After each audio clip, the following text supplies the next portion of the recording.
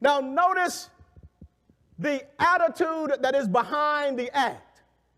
The commandment had been whittled down by the religious leaders to the hands. Don't commit homicide. Jesus says that's not homicide in the sight of God. Do you want to know what murder is in the sight of God? It is to be angry with a brother. He raises the level.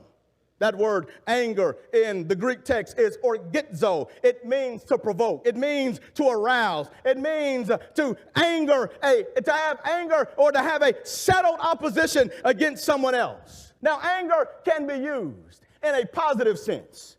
In fact, whenever anger is inspired by God, anger is always, listen to me, whenever anger is inspired by God, anger is always positive.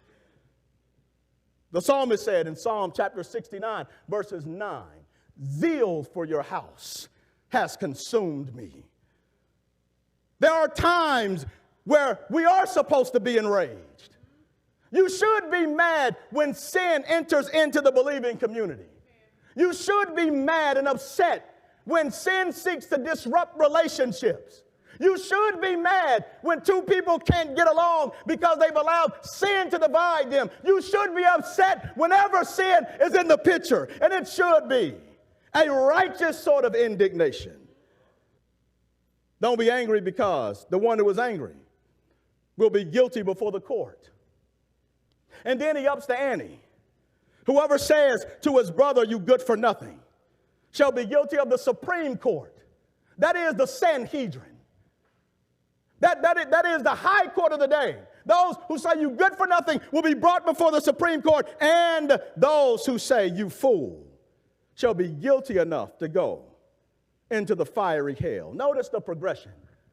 You have guilty before the court, guilty before the Supreme Court, guilty enough to go to hell. He ups the consequences for unjustified, unbiblical anger. And he says, listen, murder is only the demonstration of what's already on the inside of the person. The difference between the angry person and the murderer is that the angry person has not been given the opportunity to kill the person that they're mad at.